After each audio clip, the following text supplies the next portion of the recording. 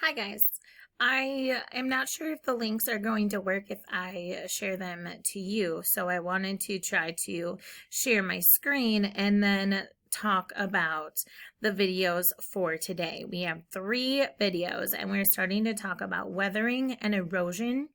And this is going to be our last thing that we talk about before we have our test. So your test is going to be on Tuesday before Thanksgiving break. So real quick, I'll look at the calendar. Your test is going to be on November 24th. Okay. So let's watch this video first. What's that? Ow!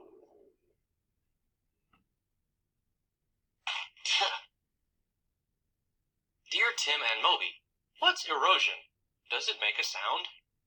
From Minnie P. Funny you should ask, Minnie. We just had kind of a close call with the forces that cause erosion. Erosion happens when running water, wind, waves, or glaciers pick up stuff like dirt and rocks from Earth's surface and move them around. Plant roots hold sand or soil together against the effects of wind and water. When they're not there, erosion goes nuts. Nope, weathering is related to erosion, but they're not quite the same thing. Weathering occurs when rocks are broken into fragments. Erosion occurs when those fragments move. Sandblasting is a type of weathering that happens when particles of dirt and sand wear away at rock over time. Water leads to weathering and erosion too. Rivers, rain, and the ocean carry away soil and wear down surfaces. Erosion creates floodplains, sandbars, and river deltas. Over millions of years, water can make fantastically deep canyons and even change the shapes of continents. Beaches are formed by weathering and erosion too. Sand is made by the gradual process of pebbles being broken up into smaller and smaller pieces by the motion of waves. A kind of erosion that may not be as easy to spot is glacial erosion. As glaciers move, they slowly but steadily pick up loose materials from the ground. Pieces of rock caught on the glacier's surface grind mountain walls and valleys.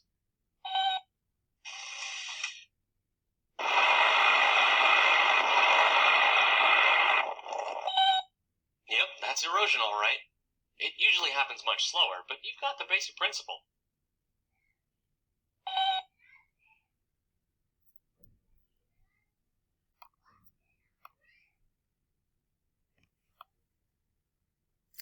Alrighty. Oh, I'm going to cancel that.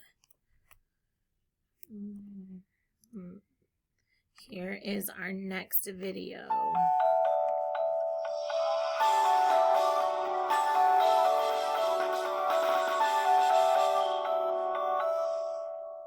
This is Earth, home to 7 billion plus people, 7 continents, and all kinds of amazing plants and animals. This is what Earth has looked like for a long time, and will probably continue to look like for a long time, right? Yes, and no, sure, this is what Earth looks like from space, but even though it looks pretty much the same from whenever we view it from afar, once you zoom in on it, you can see it's always changing. On a small scale, things like moving water shape the Earth's landforms, the natural features of the Earth's surface. On a bigger scale, the gradual shifting of the Earth's crust is slowly moving even bigger things, like the oceans and the continents. So one day, our planet will look different, maybe a lot different from how it looks now. So how exactly does water shape Earth's landforms? Or to bring it back to the spheres we've been talking about, how does the hydrosphere affect the geosphere? To understand that, we need to discuss weathering. I'm not talking about the weather, like if it happens to be sunny or cold or foggy outside your window right now. I'm talking about weathering, the process that takes place as rocks and other parts of the geosphere are broken down into smaller pieces. Weathering can be caused by water, air, chemicals, plants, or even animals, including us. And there are 2 types of weathering you need to know about: mechanical weathering and chemical weathering. Mechanical weathering is the process of breaking big rocks into little ones. Frost, ice, the roots of plants, running water, or heat from the sun can all cause mechanical weathering. Chemical weathering involves the changes that some substances can cause in the surface of the rock that make it change shape or color. Things like carbon dioxide, oxygen, and acids can all cause chemical weathering. And when rocks have been weathered and all broken down and are later moved by natural forces like wind, water, or ice, that's called erosion. Weathering and erosion sound pretty similar, right? Well, yeah. But not exactly. Think of weathering as the hammer that breaks down the rocks. Erosion is the process that carries those rock fragments away, or put in a way we're all familiar with. Weathering helps make a mess, and erosion helps clean it up. Let's take a trip to the beach to see what part the hydrosphere plays in weathering and erosion. This is a picture taken from space of the coastline of Massachusetts in the northeastern United States. It's part of a landform called Cape Cod, and the picture shows what the beaches and islands around it looked like in 1984. Now look at this photo from 2014. What's different? There are actually more islands in 2014 than there were before. Back in 1984, that long strip of land was North Beach.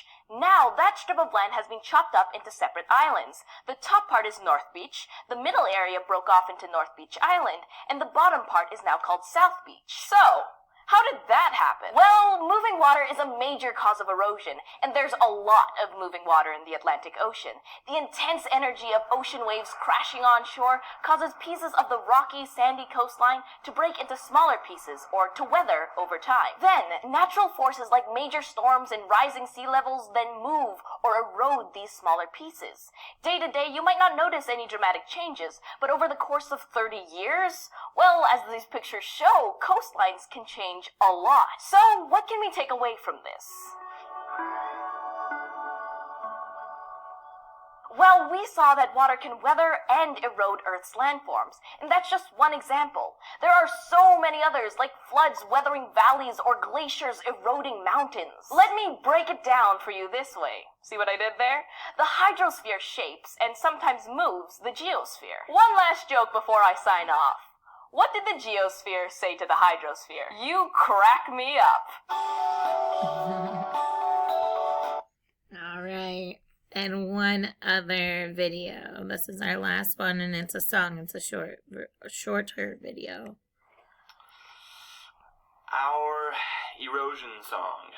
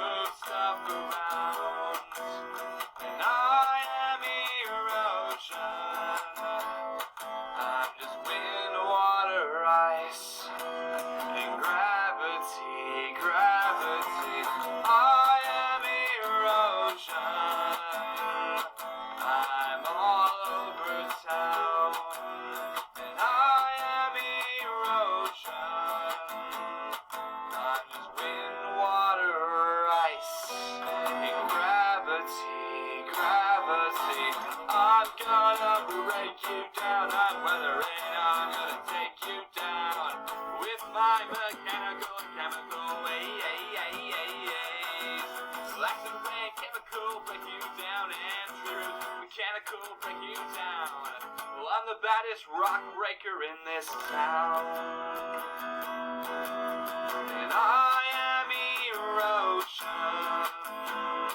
I just move stuff around. And I am erosion. I'm just wind, water, ice, and gravity, gravity. I am erosion. I'm all over town, and I am erosion. I'm just wind, water, ice, and gravity, gravity. I'm gonna break you down. I'm weathering, I'm gonna take you down with my mechanical and chemical ways. Acid rain, chemical will break you down, and truth, mechanical will break you down. Well, I'm the baddest rock breaker in this sound. And I am erosion. I just move stuff around. And I am erosion. I'm just wind, water, ice, and gravity, gravity. Yeah.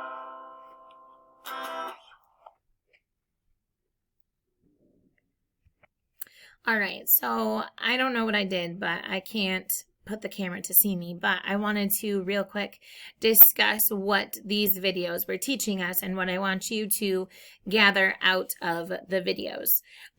Weathering is where the water and the snow and the rain and all of those precipitation forms is breaking stuff down into smaller parts or smaller pieces. And then erosion is where things are carried to different places through those precipitations. So rocks get carried through a river or a stream in the water.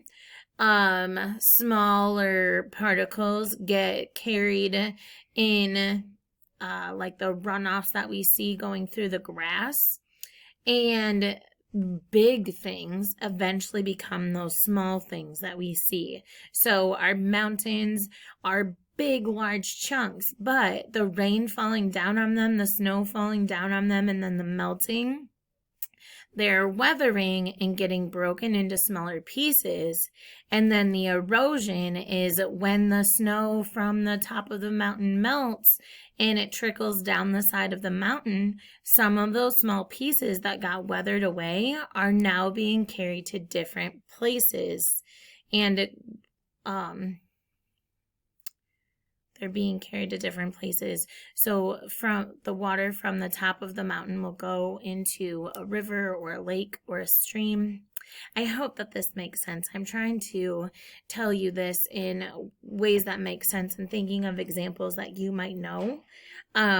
We will talk about this a little bit more in our Zoom meeting as well. And then you have one activity to do based on this on, let me think.